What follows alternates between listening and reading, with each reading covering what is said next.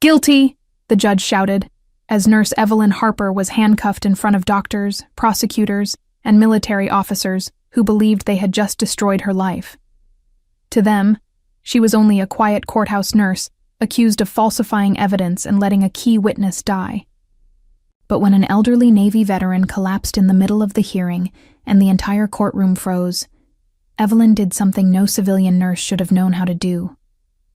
Then a 5-star Navy admiral rose from the back row, stared across the silent courtroom, and called her by a call sign that did not exist in any public record. The judge stopped breathing. The prosecutors went pale, and what happened next was enough to shake even the toughest sailor in the fleet. Before we continue, hit the like button, subscribe, and comment where you're listening from. Welcome to the Silent Badges Stories. This story is about to get unforgettable. Guilty. Judge Conrad Bell slammed his gavel so hard the sound cracked through the courtroom like a gunshot. Nurse Evelyn Harper did not flinch. The 2 deputy marshals beside her moved at once. One took her left wrist.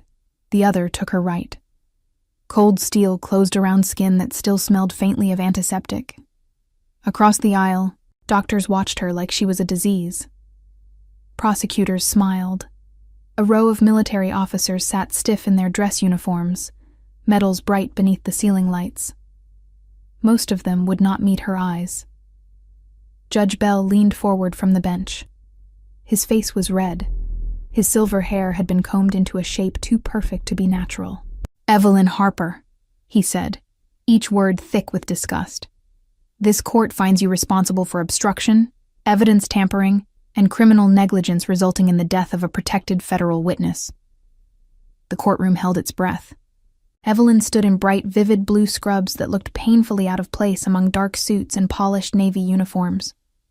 Oversized sleeves hung loose around her wrists. Her hospital badge had been clipped to her chest an hour ago. Now it lay on the prosecution table. Evidence. That was what they called it. Her light brown hair was pulled into a plain bun at the back of her neck.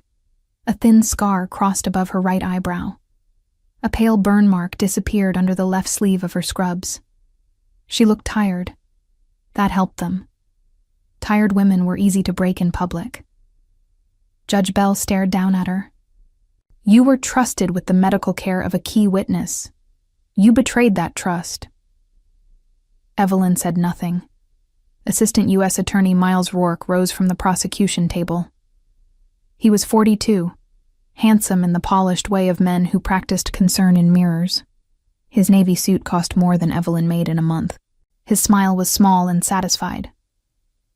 "Your Honor," Rourke said, "the government requests immediate remand. Ms. Harper has proven she is a flight risk." A murmur moved through the room. Flight risk. Evelyn almost smiled. If she had wanted to run, nobody in that courtroom would have seen her again. Judge Bell nodded. "Granted." The deputy on Evelyn's left tightened his grip. A woman in the second row whispered, "She killed him." Another voice said, "Just a nurse. Thought she could play detective." Evelyn kept her eyes forward. No reaction, no defense, no tears. That bothered them more than crying would have. Rourke turned toward the gallery. He wanted the moment seen. He wanted the reporters to catch Evelyn in cuffs. He wanted the evening news to show a quiet courthouse nurse exposed as a criminal. The witness chair was empty. That was the real cruelty. Chief Petty Officer Samuel Griggs should have been sitting there. 81 years old, retired Navy, silver hair, warm hands, a laugh that came out like gravel in a tin cup. He had been the witness who could destroy half the room.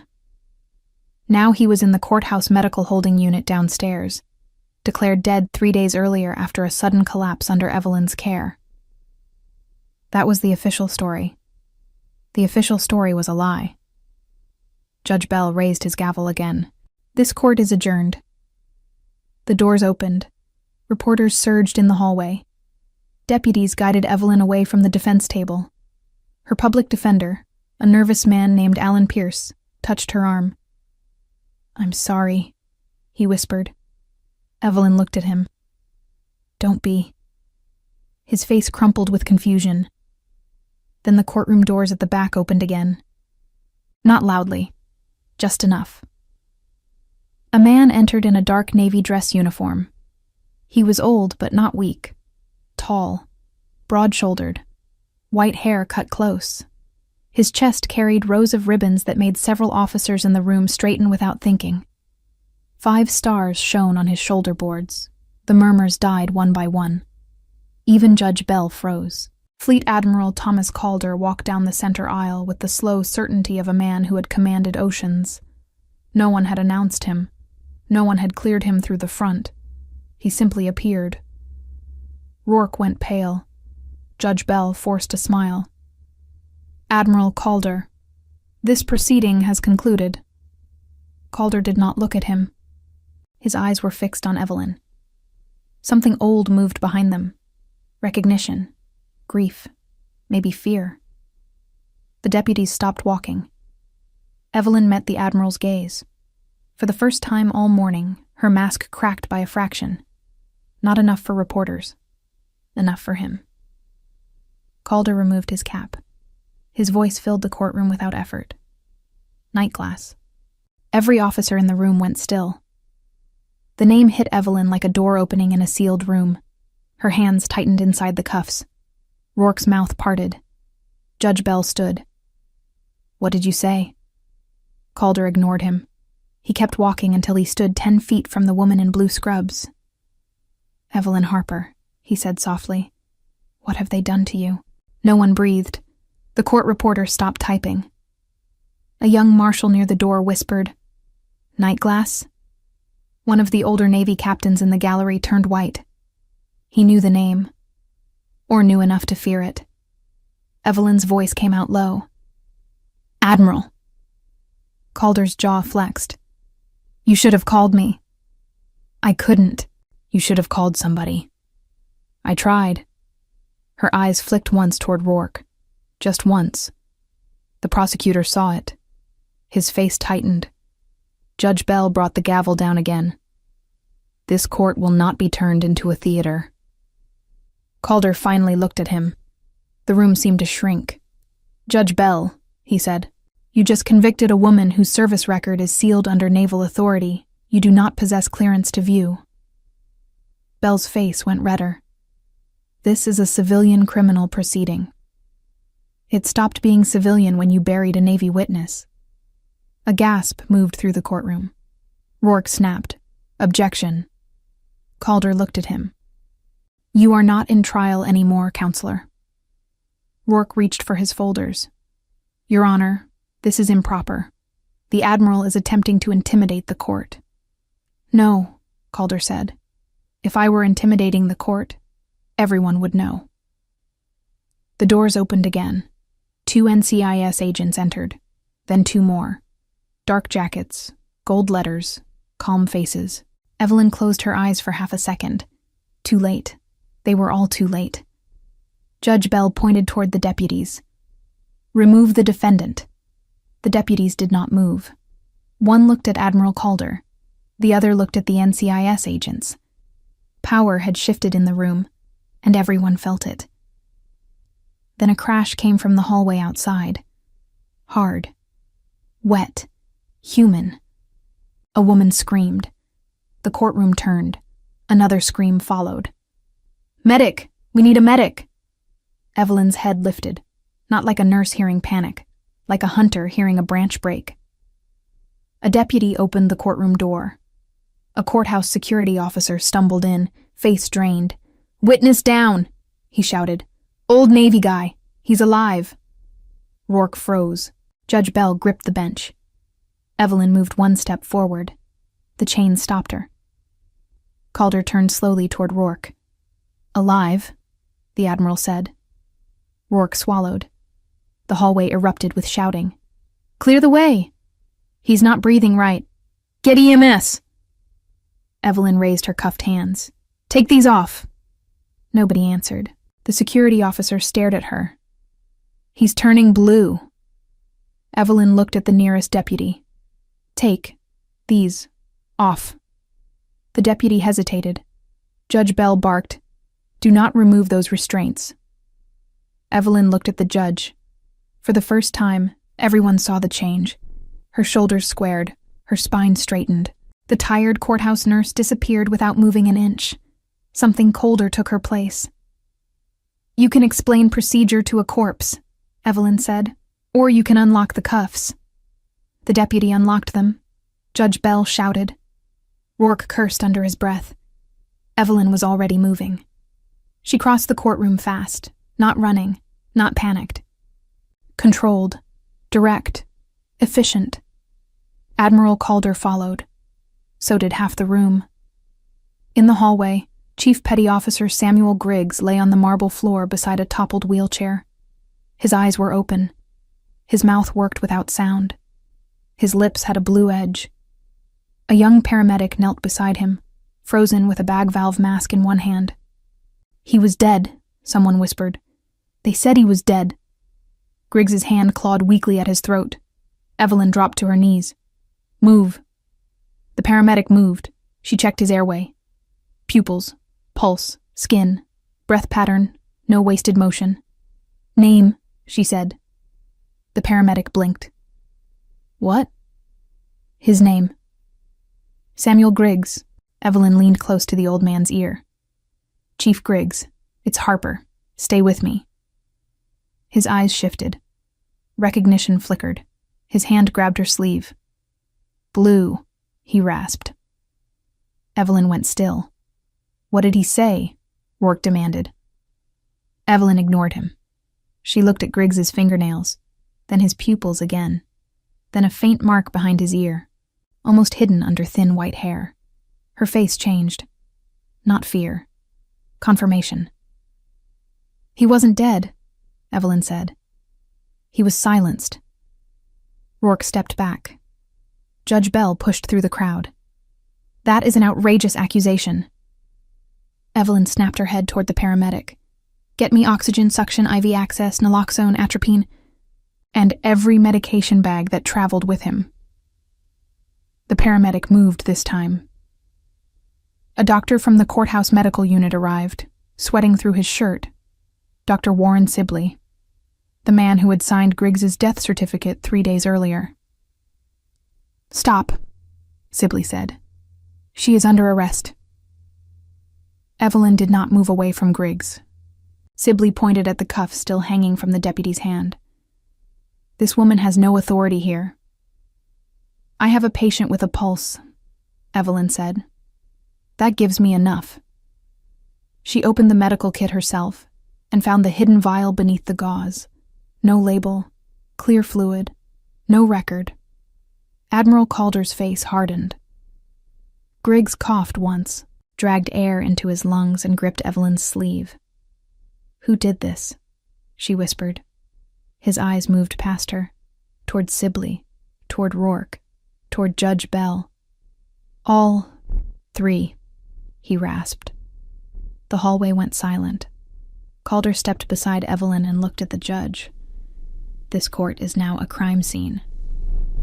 3 days earlier, Evelyn Harper had been invisible. That was the way she preferred it. The federal courthouse in Norfolk looked impressive from the street.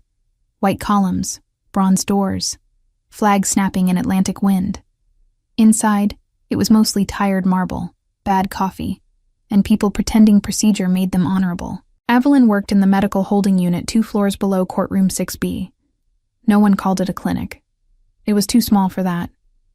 2 exam rooms, 1 locked medication cabinet, 1 crash cart that needed maintenance, a narrow desk with 3 computers, 2 of which worked when they wanted to. Evelyn had worked there for 11 months. 11 months of checking blood pressure on frightened defendants. 11 months of treating panic attacks before arraignments. 11 months of cleaning blood from split lips after holding cell fights, while lawyers argued upstairs about justice. She wore bright blue scrubs every day. Not navy, not dark.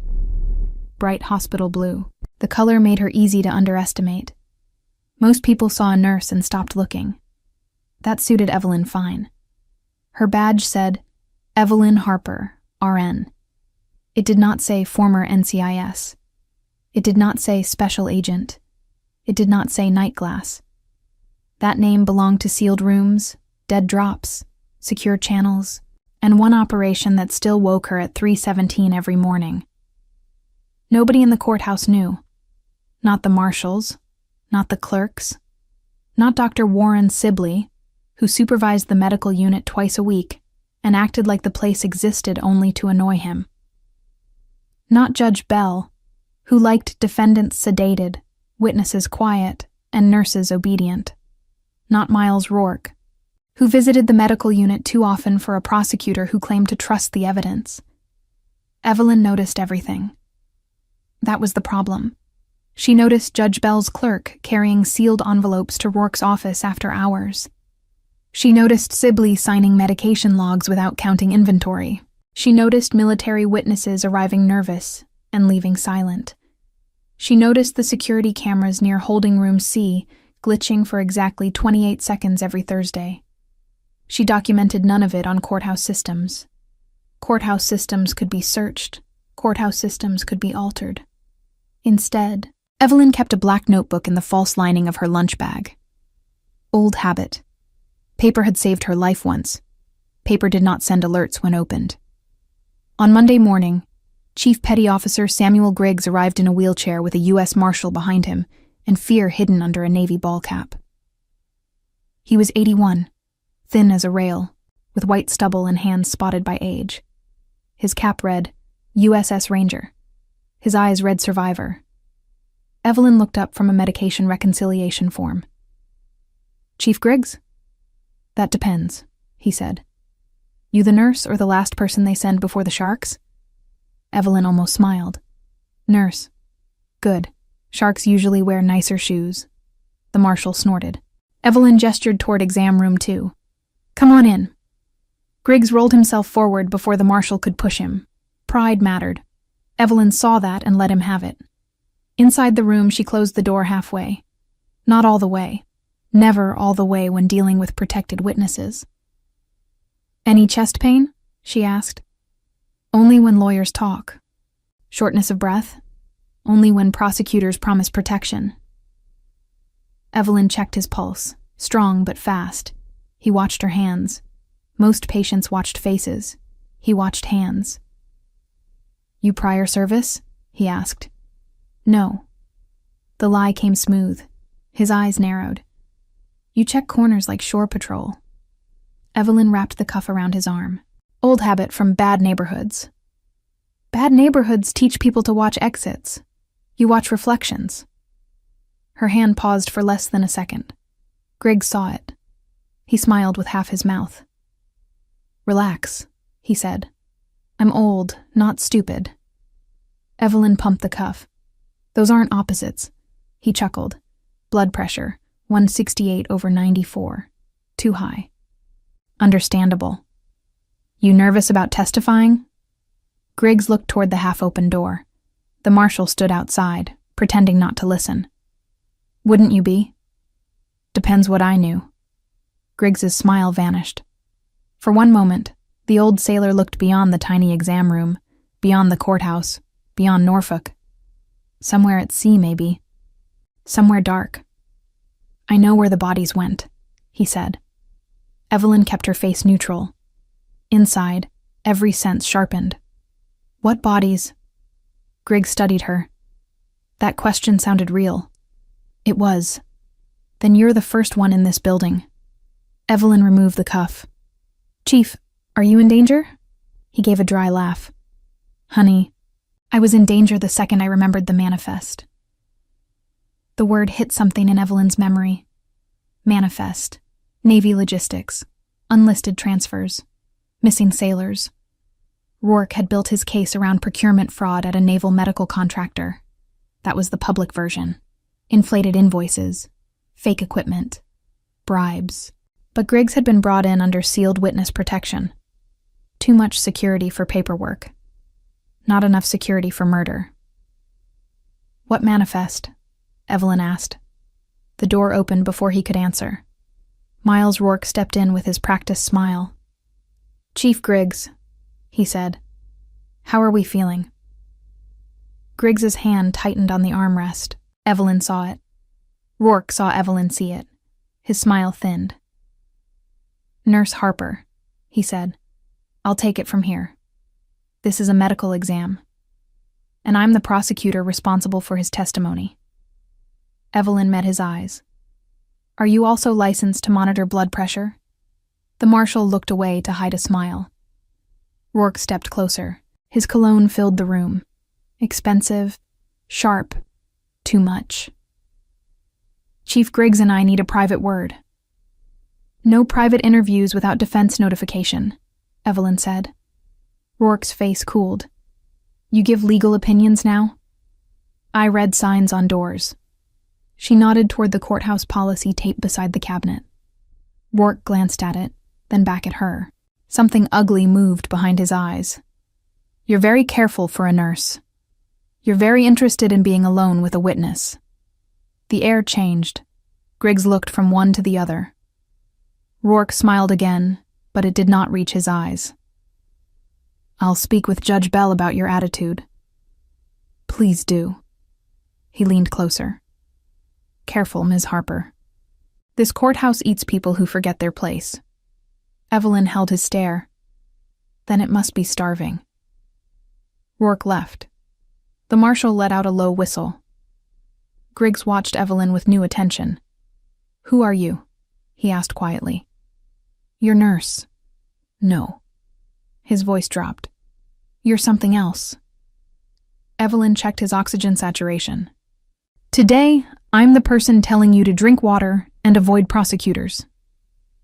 "That sounds like medical advice I can follow." He reached into his jacket with slow fingers. The marshal shifted. Evelyn lifted one hand. "Easy." Griggs pulled out a folded piece of paper. Old. Creased. He pressed it into Evelyn's palm. "Don't open it here." Evelyn did not look down. "What is it?" "Insurance." "I'm not your lawyer." "No, but I think you might be the only person in this building who knows when a room is wrong." The marshal stepped in. "Chief, we need to move." Griggs nodded, but his eyes stayed on Evelyn. "If anything happens to me," he said, "ask why a dead sailor got paid for surgery in Guam." Then he was gone. The wheelchair squeaked down the hall. Evelyn stood alone in the exam room with the folded paper in her hand. Her pulse stayed calm. Her mind did not. A dead sailor.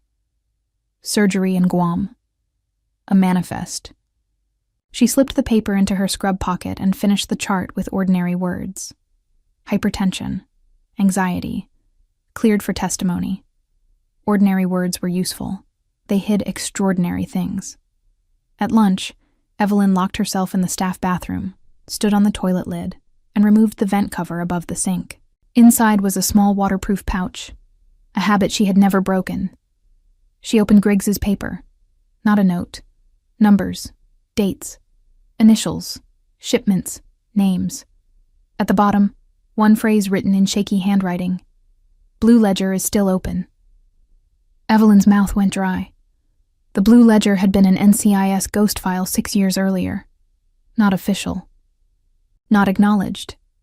Not supposed to exist. It tracked missing Navy medical funds, falsified death certificates, and wounded sailors whose records had been altered after classified operations. The file had died with Agent Daniel Cross in a parking garage in Alexandria. At least, that was what Evelyn had believed. Daniel Cross had been her partner. He had also been the reason she left. Evelyn folded the paper carefully. Her hands were steady, but the bathroom felt smaller. 6 years disappeared. She was back in a rain-dark garage, kneeling beside Cross with blood under her palms while he tried to speak. "Night glass," he had whispered. "Don't trust the clean ones." Then a shot had cracked concrete near her head. She had dragged him behind a pillar. Too late. Always too late. A knock hit the bathroom door. Evelyn froze. "Harper?" Dr. Sibley's voice. "You in there?" She flushed the toilet with her foot and stepped down. The vent cover clicked into place. She opened the door. Sibley stood outside in a white coat with a tablet tucked under one arm. He was 55, round-faced, soft-handed, and always irritated. "There you are," he said. "Judge Bell wants Griggs sedated before testimony." Evelyn stared at him. "Why?" "He's agitated." He was alert. "He's old." "That's not a diagnosis." Sibley's face hardened.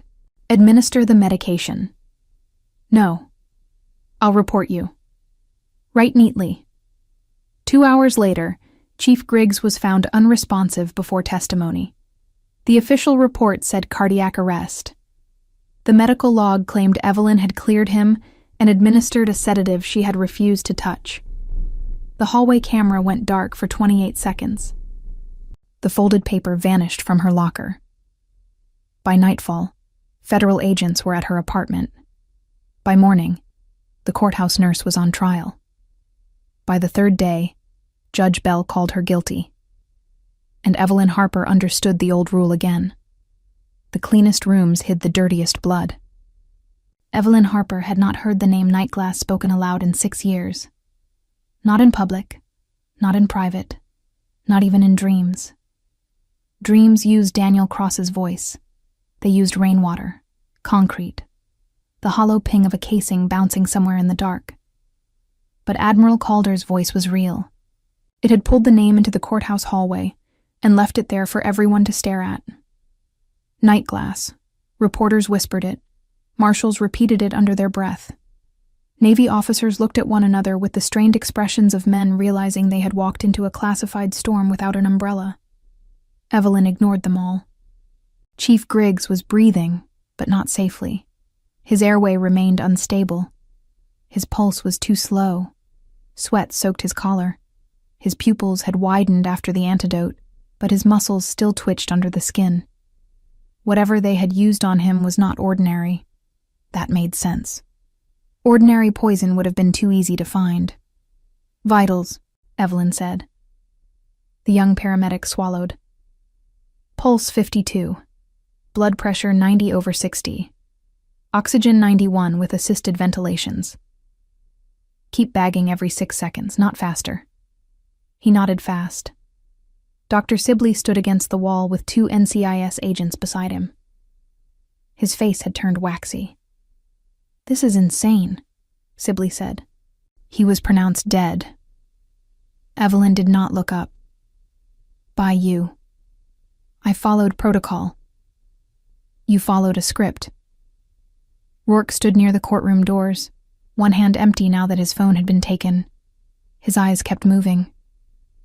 Judge Bell remained near the bench doors, still wearing his robe, still trying to look like authority had not left him. Admiral Calder crouched beside Evelyn. "Tell me what you need." "Ambulance bay locked down. No one leaves. No one touches courthouse medical storage. I need chain of custody on every vial, bottle, syringe, and disposal bin from the past 72 hours. Calder looked at the nearest NCIS agent. The agent moved. Evelyn continued. "I need Griggs transported to Naval Medical Center Portsmouth under guard, not a civilian ER." Rourke snapped, "You do not get to dictate witness handling." Evelyn finally looked at him. Rourke closed his mouth. Calder stood. "She does today." Judge Bell's voice rose. "This court is still in session." "No," Calder said. "This court is a crime scene." The words shut the hallway down. A reporter lifted a camera. An NCIS agent stepped in front of the lens. "No recording," the agent said. The reporter protested. The agent's face did not change. Evelyn leaned close to Griggs. "Chief, listen to me. I need one word. Can you give me one word?" Griggs's eyelids fluttered. His mouth trembled. "Ledger," he whispered. Evelyn nodded. "Blue ledger?" A tear slid from the corner of his eye. "Yes." The paramedic glanced at Evelyn. "What does that mean?"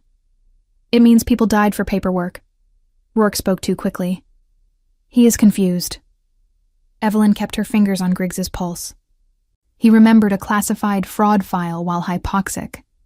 That is inconvenient, not confusion. Judge Bell stepped closer. "Ms. Harper, you are still a convicted defendant."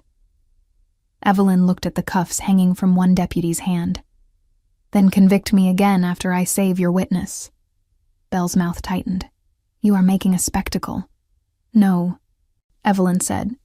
You did that when you buried him alive. The hallway erupted. Belle shouted for order. Calder raised one hand, and somehow silence returned faster for him than it ever had for the judge. Evelyn saw everything at once. Sibley sweating, Rourke scanning exits, Belle angry, but not surprised. The Navy captain from the trial gallery standing at the far end of the hall, half hidden near a vending machine. There. Evelyn's eyes held on him for 1 second. He turned away. Too late. She had him. Admiral, she said quietly. Gray-haired captain. West corridor, left hand in pocket. Calder did not turn his head. Threat? Unknown, but he attended every day of trial and left before verdict. Calder's expression did not change. Agent Price. One NCIS agent moved casually down the hall. The captain saw him and walked faster, then ran. Stop him, Evelyn said. The hallway exploded into motion. The captain shoved a clerk into Agent Price and bolted toward the stairwell. 2 marshals chased. A security officer reached for his radio. The captain pulled something from his pocket. Not a gun, a small black device. Evelyn saw the thumb press down. Down! She shouted. The lights went out. Emergency red strips flickered along the floor. People screamed. A door slammed. Smoke began pouring from the courthouse medical corridor. Not thick enough to kill, thick enough to hide movement. Evelyn grabbed the paramedic's wrist. Keep air going. Do not stop unless you lose both hands. He nodded, terrified. Calder moved beside her. What was that? Diversion. He wanted the hallway blind. For Griggs? For evidence. She looked toward the medical unit, then toward Griggs. Choice. Patient or proof. That was always how they did it. Force you to choose. Make you live with the cost. Daniel Cross bleeding in a garage. A drive hidden under a storm drain. A shooter escaping while Evelyn held pressure on the only person who could name him. Don't trust the clean ones. Evelyn's jaw tightened. Not this time. Admiral, I need 2 agents with Griggs. Nobody touches him except medical transport. And you? I'm going after the smoke. Calder looked at her wrists, still red from cuffs. You're unarmed. Evelyn picked up an oxygen wrench from the crash cart. Not exactly. Then she ran. Bright blue scrubs flashed through red emergency light. People pressed against walls as Evelyn cut through smoke toward the medical unit. No panic, no wasted steps. The corridor dipped left, blind corner. She slowed before it, listened. Footsteps, 2 sets, one heavy, one dragging. A cabinet door slammed. Glass broke. Evelyn crouched and looked at the reflection in a fallen metal tray.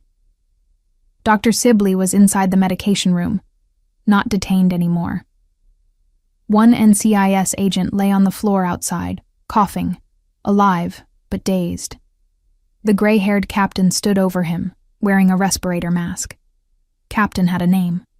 Evelyn had seen it on his uniform. Captain Morris Vale. Navy Medical Logistics. Clean record. Clean shoes. Clean ones. Vale shoved blister packs and vials into a red disposal container. Sibley's hands shook as he pulled labels from bottles. You said she was just a nurse, Sibley hissed. Vale grabbed him by the collar. She was never just a nurse. Evelyn moved. The oxygen wrench hit Vale's wrist. The black device dropped.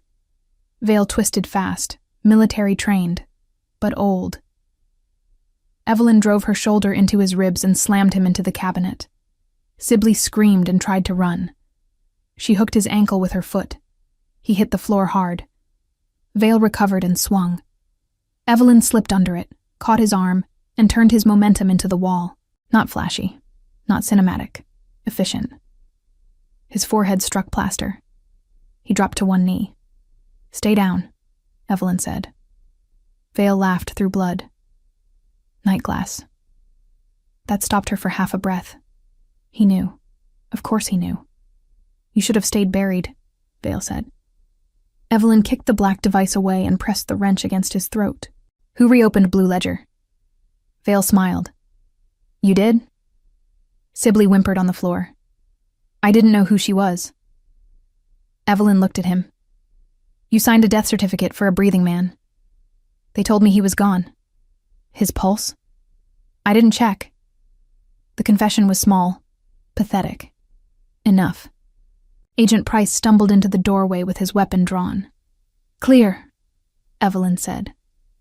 He stared at Vale on the floor, then at Sibley, then at the wrench in her hand. Ma'am?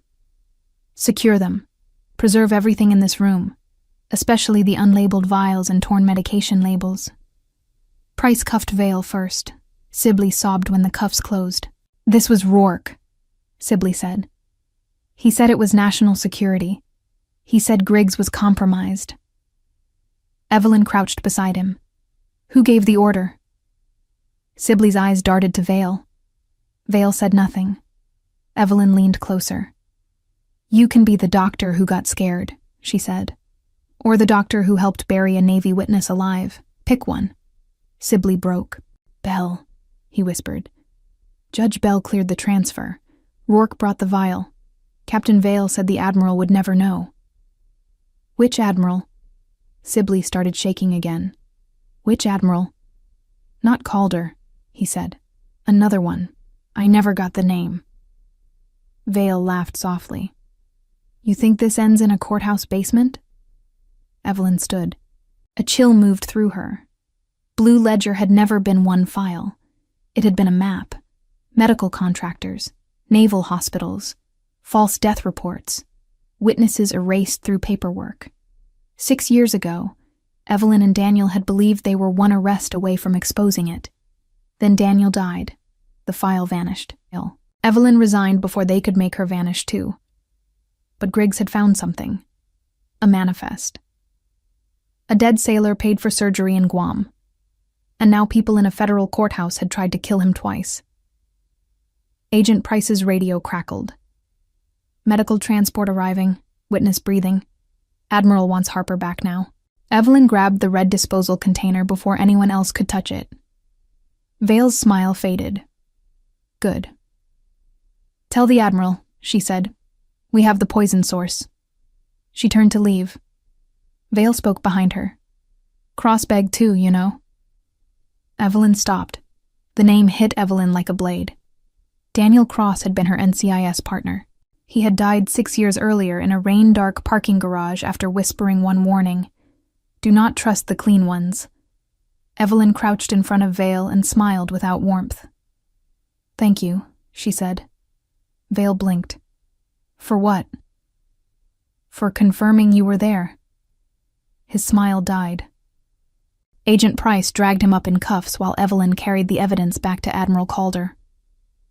Before she could speak, Price's radio crackled again. His face changed. Sir, he said. Naval Medical Center reports an armed breach attempt at the ambulance entrance. Calder turned toward Evelyn. Griggs. They were going after the witness again. Evelyn pulled on a fresh pair of gloves. The snap echoed through the hallway. Everyone stared at the nurse in bright blue scrubs. Calder asked, Nightglass, are you back? Evelyn looked toward the secured elevators. I never left, she said. Get me a vehicle. The courthouse medical wing went silent after the Admiral said the name. Nightglass. It did not sound loud. It moved through the room like a blade under a door. Judge Warren Vale still stood behind the bench with one hand on his gavel. His face had lost its color. A minute earlier, he had been shouting guilty at a woman in bright blue scrubs. Now he looked like a man who had opened a sealed file and found his own name inside. Evelyn Harper stayed on one knee beside Chief Petty Officer Samuel Griggs. Her wrists were still red from the cuffs. Her hands were steady. Griggs lay on the polished courtroom floor with his collar torn open and a courtroom deputy holding an oxygen mask near his mouth. His pulse fluttered under Evelyn's fingers. Too fast, too weak. Wrong rhythm. The old sailor's eyes rolled once, then fixed on her face. "Stay with me, Chief," Evelyn said. Griggs tried to speak. No sound came. His lips were blue at the edges. The prosecutor, Miles Rourke, stepped forward. "Your Honor, this woman is a convicted defendant. She cannot touch a witness." Admiral Thomas Calder turned his head. Only that. Rourke stopped moving. Calder was 74, broad through the shoulders, white-haired, and still built like command had never left his bones. 4 rows of ribbons crossed his dark dress uniform. "Mr. Rourke," Calder said, "if you interrupt her again, I will have you removed from this room." Rourke swallowed. "Admiral, with respect, this is a federal proceeding." "With respect," Calder said. "That man is dying." Evelyn ignored both of them. She lifted Griggs's right eyelid, pinpoint pupil, heavy sweat, airway wet, pulse uneven, not a stroke, not a heart attack. Something introduced fast, something meant to look natural. "Who gave him water?" she asked. Nobody answered. Evelyn looked up. "Who gave him water?" A young clerk pointed toward the witness table. The bottle was already there.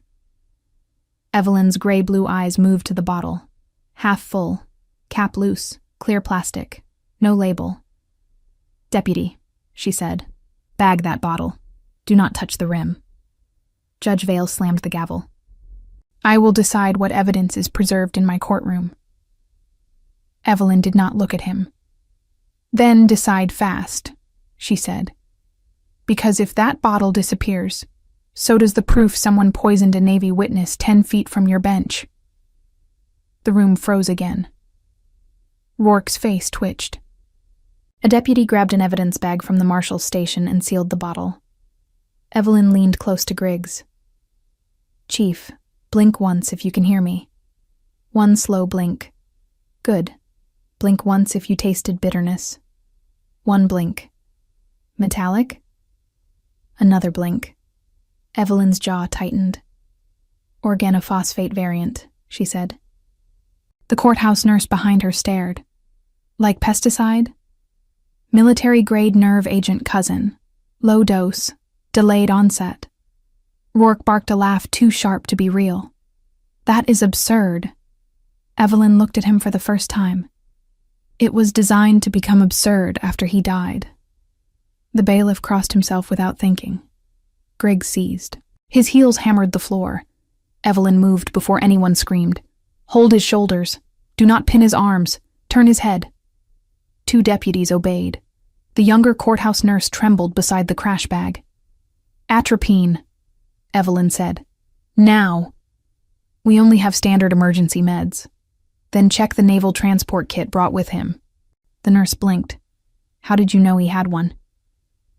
"Because Chief Griggs was not a civilian witness. He was protected movement." Calder's eyes sharpened. A Navy corpsman pushed through the back doors with a sealed green case. "Admiral, this was in the transport vehicle." "Open it," Evelyn said. The corpsman hesitated. "She is under arrest?" Rourke snapped. Calder stepped closer. "She is in command of this patient." Judge Vale's knuckles whitened around the gavel. "This court recognizes no such authority." Calder stared at him. "Then this court can explain to the Navy why it watched a chief petty officer die for procedure." The case opened. Evelyn took the auto-injector, checked the label, and pressed it into Griggs's thigh. Click. Then another medication. Then oxygen. Then suction. Her movements were not dramatic. That made them more frightening. No wasted motion. No panic. No performance. Just a woman everyone had dismissed cutting death down 1 step at a time. Griggs's seizure eased. His chest hitched.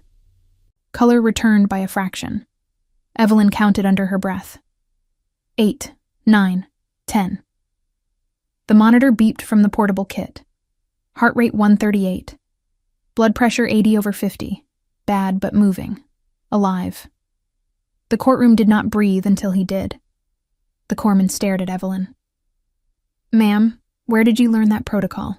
Evelyn sealed the used injector. From a case that never happened. Calder moved closer. Night glass, he said again. This time, softer. Evelyn's face did not change, but something behind her eyes did. A door opening, or a wall cracking. Judge Vale pointed at the deputies. Remove her from the witness. Nobody moved. Vale's voice rose. I gave an order. The senior deputy looked at Calder, then at Griggs, then back at the judge. No, sir, he said. The word landed harder than the gavel. Rourke stepped back as if the floor had tilted. Evelyn checked Griggs's pupils again.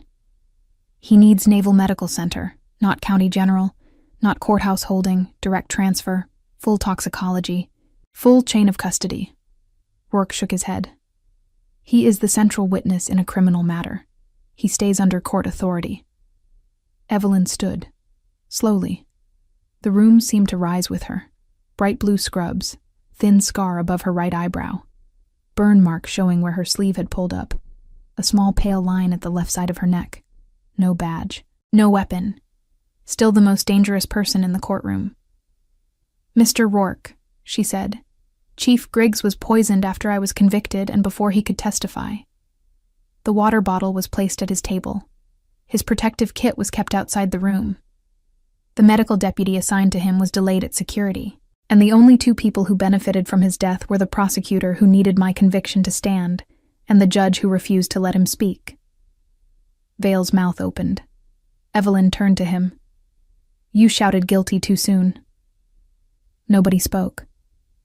Then Calder looked to the federal marshals at the rear. Secure the courtroom. Nobody leaves. Judge Vale slammed the gavel again. You do not command my court. Calder's voice dropped. I command every naval file that man was about to open. The marshal in charge stepped forward. Courtroom locked. Rourke's phone buzzed. Evelyn heard it. A tiny vibration against wood. Rourke slid one hand toward his jacket. Hands visible, Evelyn said. Rourke froze. Calder saw it too. The marshal took the phone. A new message glowed on the screen. Is he dead? The marshal read it aloud. The courtroom became a tomb. Rourke whispered, That is privileged communication. Evelyn looked at Judge Vale. No, she said.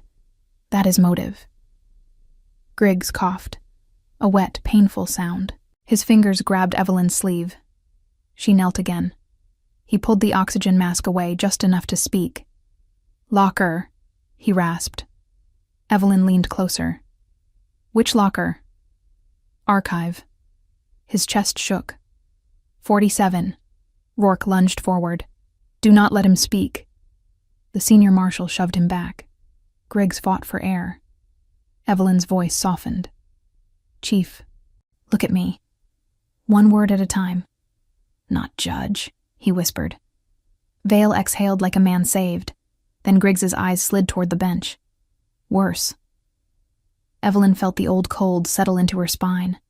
Not fear, recognition. There was always someone above the visible man. Someone clean. Someone protected. Someone who never touched the poison but knew exactly where to place the glass. The transport team arrived 2 minutes later. Nobody blocked Evelyn now. She walked beside the stretcher with one hand on Griggs's wrist. At the courtroom doors, Judge Vale found his voice again. Ms. Harper, you are still remanded to federal custody. Evelyn stopped, turned. For 1 second, the quiet nurse returned. Tired eyes, pale face, wrists marked from steel. Then Nightglass looked through her. I know, she said. That is why you should be worried. They moved through the corridor under armed escort. Reporters shouted questions from behind barricades. Evelyn kept walking. Evelyn kept walking. Calder waited until the elevator doors closed. Then he spoke. You vanished 7 years ago. I retired. No. People retire with paperwork. You disappeared with a sealed casualty file and a burned informant network. Evelyn watched the numbers descend. You read too much. I signed the orders that kept your file buried. That got her attention. Calder's face remained stern, but his eyes softened by a degree. Agent Evelyn Harper, NCIS Special Projects, call sign Nightglass. 12 classified naval corruption investigations. 3 trafficking rings broken. 2 stolen weapons pipelines stopped. 1 admiral court-martialed because you would not look away. Evelyn said nothing. And 1 informant lost, Calder added. The elevator felt smaller. Do not use him to move me, Evelyn said. I would not dishonor him that way. The doors opened to the secure ambulance bay. Evelyn stepped out first, then stopped. Too quiet. No distant sirens. No staff rushing. No normal hospital noise from the connected corridor. Just a loading dock, 2 idling vans, and a guard who stood too still. Her eyes moved once, left hand hidden, right shoulder tight. Shoes not issued to courthouse security. Evelyn touched the stretcher rail. Back. The corpsman blinked. Ma'am? Back now. The guard lifted his hand. Metal flashed. Evelyn slammed the stretcher sideways. The first shot hit the wall where Griggs's head had been. Chaos exploded. The loading dock became sound and movement. Deputies shouted. A nurse screamed. The false guard raised his pistol again. Evelyn drove her shoulder into him before the second shot lined up. He was larger, younger, armed. It did not matter. Her elbow cut into his wrist. The pistol clattered across concrete. Her knee struck his thigh. He folded just enough. She used his own momentum against him and sent him into the steel bumper of the nearest van. Hard, final, not dead, not gentle. Done. Calder pulled Griggs behind the ambulance door with surprising speed for a man his age. Contact front, Agent Price shouted. 2 more men came from the service corridor. Black jackets, no insignia, suppressed weapons, professionals. Evelyn grabbed the fallen pistol, cleared a jam in one motion, and slid behind a concrete pillar. A deputy stared at her. You know how to use that? Evelyn gave him the look. He stopped asking questions. The first attacker fired twice. Evelyn waited. Not for courage, for rhythm. Every shooter had one. Breathe, lean, fire, recover. She stepped out between beats and fired into the sprinkler pipe above him. The pipe burst. Water hammered down. The attacker flinched. Price tackled him from the side. The second man turned toward Griggs. Evelyn threw the empty evidence case at his face. A ridiculous weapon. A perfect distraction. The corpsman hit him low. A marshal hit him high. The man went down under 3 bodies in a flood of shouted orders. Then silence failed to return. Alarms wailed. Water poured. Griggs gasped behind the ambulance door. Evelyn slid to him on her knees. Mask on. The corpsman pressed oxygen back over the chief's face. Evelyn checked his pulse. Still weak, still alive. Calder looked at the attackers. Who sent them? Evelyn searched the false guard's jacket. No wallet, no ID, 1 burner phone, 1 courthouse access card, and a folded paper with a service route diagram. Loading dock 3 circled in red. Price stared. Someone changed the route before we arrived. Not someone, Evelyn said. She looked at the access card, authorized by Judicial Chambers, Judge Vale's office. Calder's jaw tightened. Vale.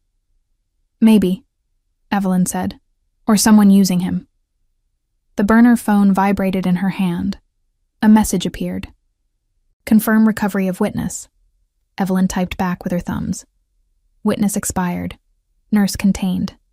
3 dots appeared. Then 1 reply. Bring her to. Price read it and went pale. They want you alive. No, Evelyn said. They want to know what I remember. Calder looked at her. About which case? Evelyn stared at the phone. The past came back in fragments. A naval archive room in San Diego. A young petty officer named Daniel Pike, sliding a flash drive across a coffee-stained table. A promise whispered near a vending machine. If anything happens to me, Nightglass, Locker 47. Then fire. Then a report that called his death accidental. Then a superior officer telling Evelyn to stand down. Then the smell of burned paper. Daniel Pike, she said. Calder's face changed. You knew him. He was my informant. Samuel Griggs was his division chief. Evelyn nodded once. And today he was going to tell the court what Daniel found. Price lowered his voice. Which was? Evelyn looked toward the medical center doors. That a defense contractor was billing the Navy for counterfeit surgical devices and laundering the money through veterans' charities. The corpsman stared. Surgical devices? Implants? Vascular clamps? Trauma kits? Things sailors trusted inside their bodies. Calder's voice turned quiet. How many died? I never got the final count. Evelyn looked at Griggs. Because Daniel died before he gave me the archive key. Griggs's eyes opened, weak, terrified, but awake. 47, he whispered through the mask. Evelyn nodded. I heard you. Price's radio crackled. Courthouse command reports Judge Vale has ordered return of prisoner Harper. Calder took the radio. Denied. The voice on the other end hesitated. Sir, the judge says she is a convicted felon. Calder looked at Evelyn. No, he said. She is federal evidence. Evelyn almost smiled. Almost. The smile died when the burner phone vibrated again. 10 minutes. Archive cleansed.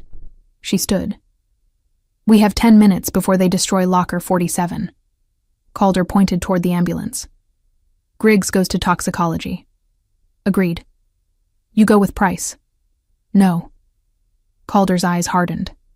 That was not a suggestion. Evelyn stepped closer. Admiral, if the archive is compromised, every name dies again. Daniel Pike, Samuel Griggs, every sailor with counterfeit parts in his chest. Every family told it was a complication. I am going to Locker 47. And if it is a trap? It is.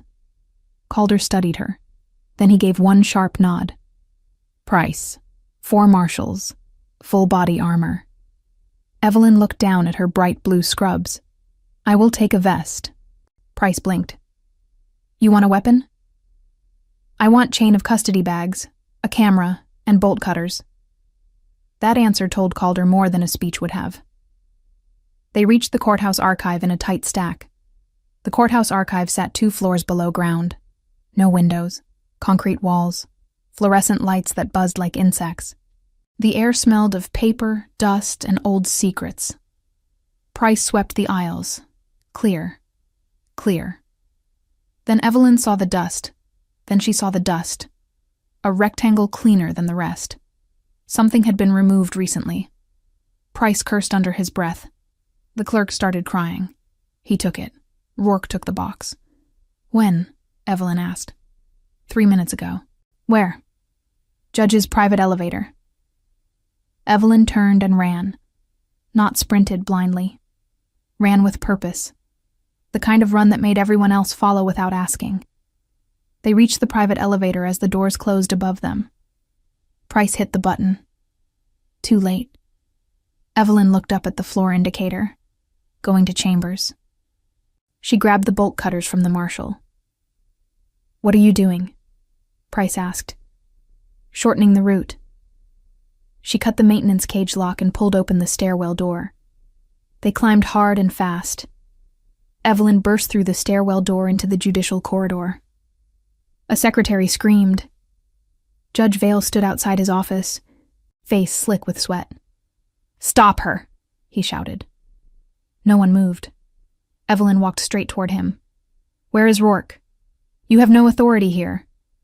She held up the access card from the false guard. This card came from your office. Vale looked at it. One flicker. Small. Enough. You signed the route change, Evelyn said. I signed dozens of orders. You signed one that led a poisoned witness into an ambush. Vale's mouth tightened. You cannot prove intent. No, Evelyn said, "but I can prove panic." Price stepped past her. "Judge Vale, step away from the door." Vale laughed. "You cannot arrest a federal judge on a nurse's accusation." Calder's voice came from the corridor behind them. "No," the Admiral said, "but I can request immediate judicial security review under Naval Witness Protection Authority." Vale turned slowly. Calder had arrived with 2 NCIS agents in dark suits. Real ones, not memories, not ghosts. Agents with badges out and eyes sharp. One of them, Special Agent Lila Monroe, looked at Evelyn like she already knew the file. "Nightglass," Monroe said. Evelyn nodded once. "Rourke has the box." Monroe did not ask which box. That told Evelyn enough. They moved through chambers. The private hallway behind the judge's office led to a secure elevator and a records prep room. Inside that room, Miles Rourke stood over a shred bin with a gray archive box open beside him. For one frozen second, everyone saw everything. The prosecutor's hand filled with old photographs. A flash drive taped beneath the lid. A stack of naval maintenance records stamped with dates, signatures, and counterfeit serial numbers. Then Rourke bolted.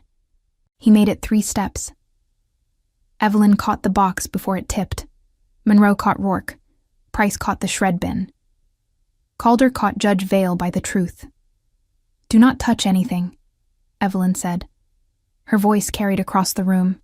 Everyone stopped. She took photos first. Box position, seal remnants, contents, Rourke's fingerprints on the top folder. Shred bin contents, timestamp clock on the wall, then gloves, then evidence bags, then labels. A young marshal watched, stunned. "You do this like breathing." Evelyn sealed the flash drive. "I used to preserve what powerful men wanted buried." Rourke struggled against Monroe. "She is manipulating evidence." Evelyn looked at him. "No, I am preserving it. That is what frightened you." Monroe's phone rang. Monroe's phone rang. She listened for 10 seconds. Then her face hardened. "Chief Griggs is awake. Toxicology confirms exposure. Also, courthouse camera review shows Rourke entering the witness room 6 minutes before session." Rourke sagged. Vale closed his eyes. Evelyn sealed the last folder. "Then we go back upstairs," she said. Price frowned. "Why?" "Because the judge convicted me in public." She looked at Vale. "And the truth deserves the same room." The courtroom filled again under a different kind of silence. Not confusion this time. Fear. Reporters lined the rear wall. Deputies stood at every exit. NCIS agents occupied the side aisle. Judge Warren Vale sat behind the bench. But nobody looked at him like authority anymore. They looked at him like evidence. Miles Rourke sat at the prosecution table in cuffs. His expensive suit looked too large now. Evelyn Harper stood where defendants usually stood. Bright blue scrubs, wrists free, face calm. Admiral Calder stood beside her. Special Agent Monroe placed the sealed archive box on the clerk's table. The sound it made was small. The meaning was not. The senior marshal addressed the room. "This proceeding is being recorded under federal security order. Judge Vale is temporarily relieved of courtroom control." A gasp moved through the gallery. Calder faced the room.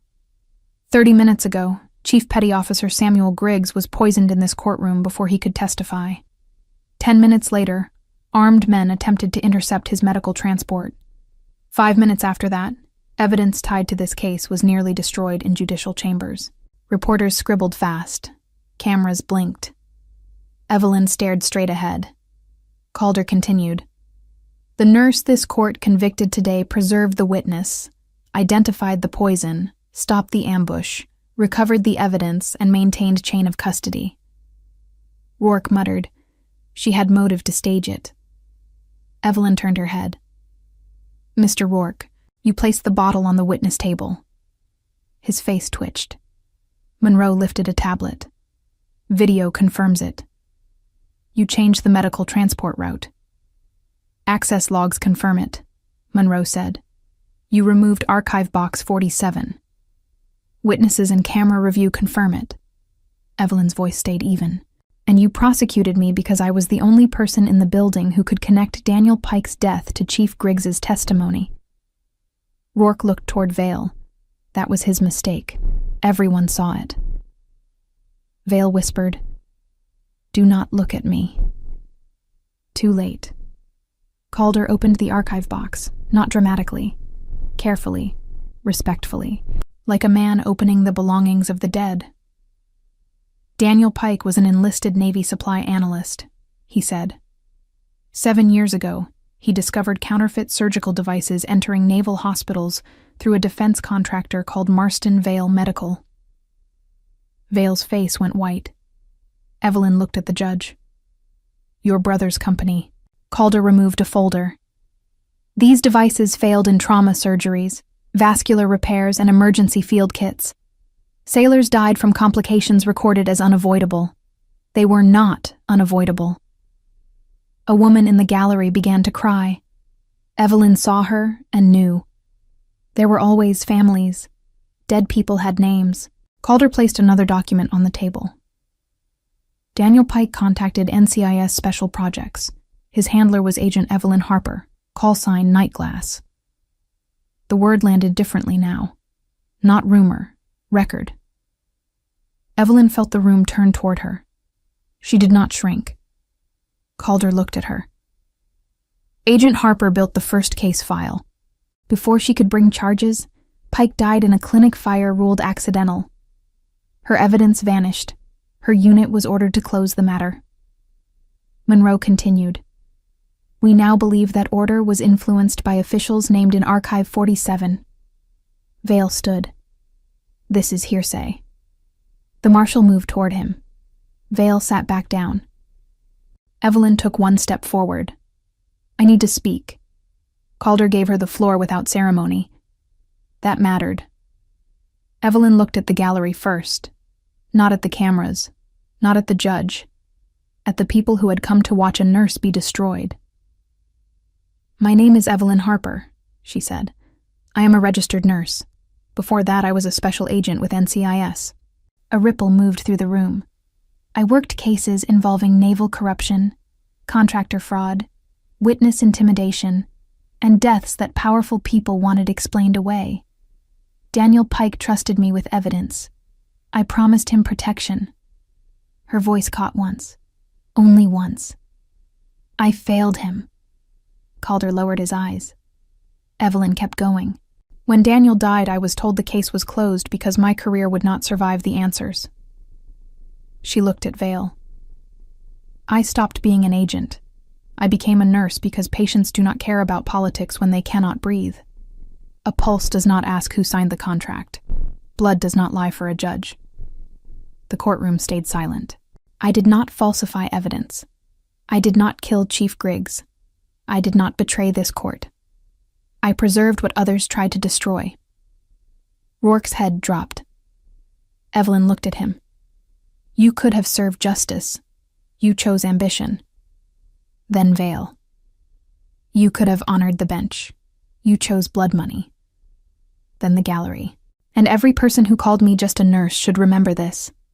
Just is the word people use before they learn what someone is worth. A camera clicked. No one objected. Monroe stepped forward with a second tablet. Federal agents have executed warrants at Marston Vale Medical, the prosecutor's office, and Judge Vale's residence. Arrests are underway. Vale stood too fast.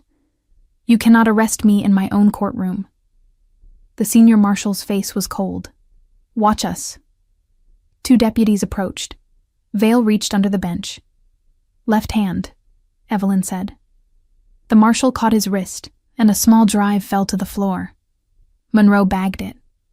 Guilty men reach for exits, Evelyn said. Desperate men reach for insurance. The cuffs closed around his wrists. The same sound Evelyn had heard that morning. Steel on bone. Only now the room understood the difference between punishment and accountability. Rourke started talking before anyone asked. Vale ordered it. Vale told me the nurse had to be convicted before Griggs testified. I did not know they would poison him." Vale turned on him. "Coward." Rourke laughed once, broken. "I learned from the bench." Calder looked away in disgust. As deputies led both men out, the woman in the gallery stood. "My son had one of those implants," she said. Her voice shook. "He died after surgery. They told us it was his body rejecting treatment." Evelyn walked toward her. Slowly. Not as an agent. Not as Nightglass. As a nurse. "What was his name?" Evelyn asked.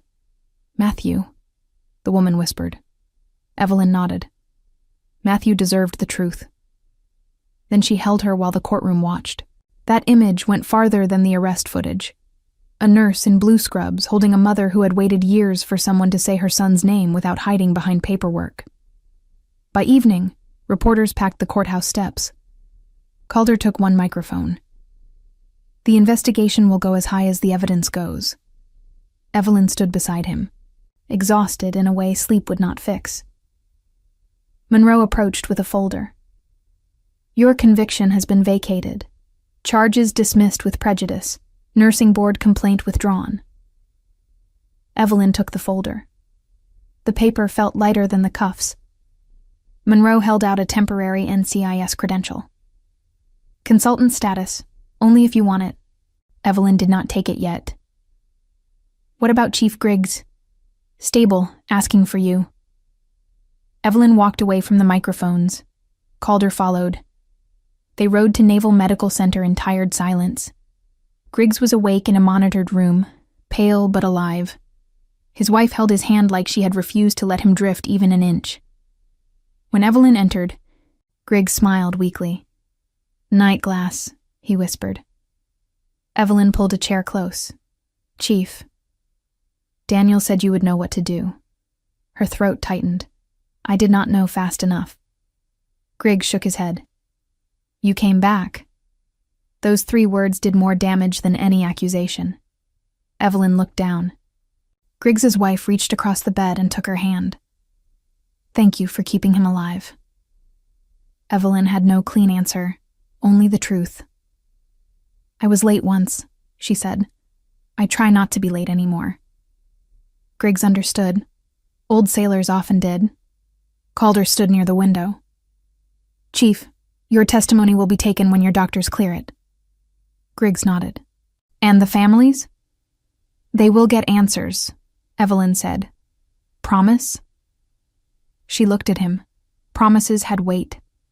"I promise I will protect the evidence," she said, "and I promise I will not look away." Griggs accepted that. It was enough. 3 weeks later, Judge Warren Vale resigned before impeachment could remove him. It did not save him. Federal charges followed. Miles Rourke cooperated and still lost his license, his office, and the future he had sold for power. Marston Vale. Medical collapsed under warrants, audits, and families who finally had names for what had happened.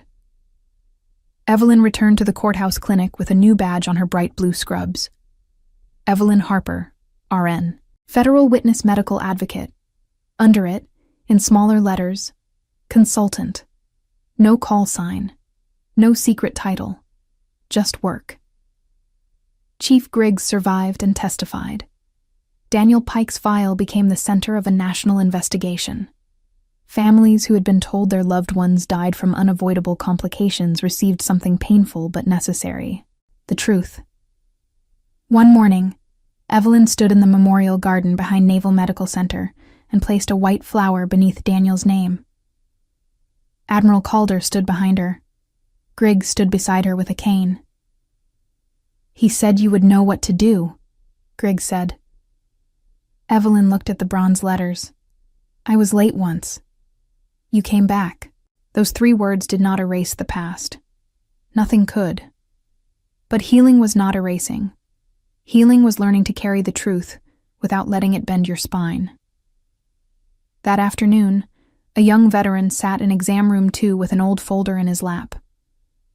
"They said nobody can help," he told her. Evelyn sat across from him. "People say many things when helping is inconvenient." He looked at her badge. You the nurse from the news? Yes. You really used to be some secret agent? Evelyn opened his file. Today I am your nurse. His shoulders dropped. That was the moment she kept. Not the Admiral saying night glass, not the judge in cuffs, not the cameras. A frightened person realizing someone would listen. The work was still there. Broken systems did not fix themselves. Truth did not survive because someone shouted it once. Truth survived because someone guarded it again and again, with steady hands, open eyes, and enough courage to be hated by people who profited from silence. Evelyn Harper had been called guilty by a judge. She had been called dangerous by a prosecutor. She had been called night glass by a 5-star admiral. But the title that mattered most was printed on her badge in plain black letters. Nurse. Because a verdict can be shouted. A rank can be awarded. A secret can be buried. But character is revealed when the room turns cruel and someone still chooses to protect the vulnerable. That was the lesson Evelyn carried forward. Not every hero wears a uniform. Not every criminal carries a weapon. And sometimes the quietest nurse in the room is the only thing standing between the truth and the people trying to bury it. The end.